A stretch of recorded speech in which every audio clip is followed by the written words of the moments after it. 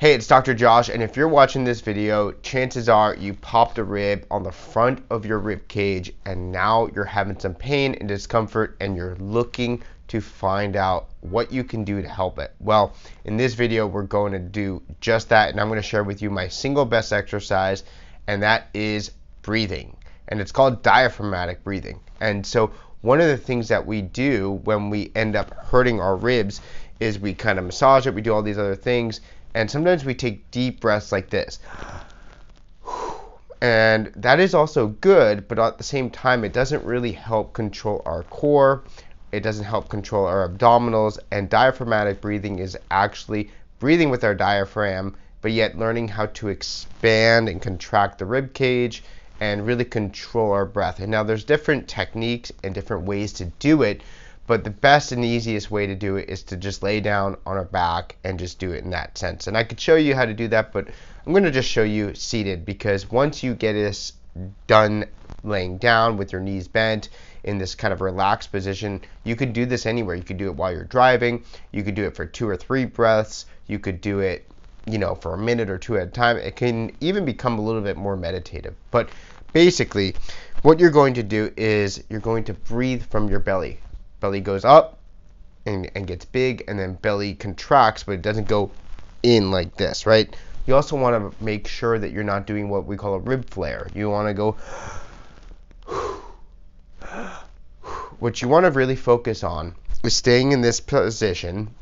And again, you're going to be laying down to start, and as you master that, you'll get up. You're going to focus on touching your belly, and you're going to breathe out forward and backwards. So I want you to put your hands on your belly, or put a weight or a plate or something on your belly, and you're going to breathe into it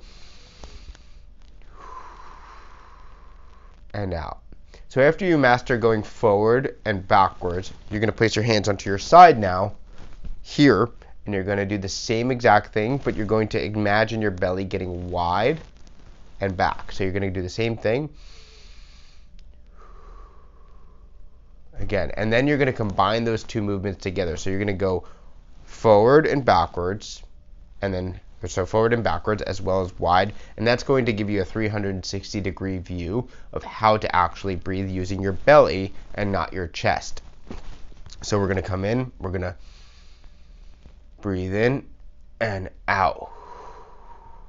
Now, one thing you can also do that actually helps engage the abdominals a little bit better and start to secure your rib injury, because this is a very, very important actual technique that we're doing, not only to help your breathing patterns, meditation, oxygenation, but it's also going to help with blood flow. It's also going to help with your core stability and all the obliques and all the transverse abdominis that help to stabilize that core. Because remember, if you just popped a rib, the first thing that actually happens to your body is essentially this cage has become destabilized. So by adding some breath work and diaphragmatic breathing and core stabilization, you're actually going to start beginning to re-stabilize that type of structure. So the first thing we'll do is take deep breaths. We'll focus on forward, backwards. We'll focus on side to side.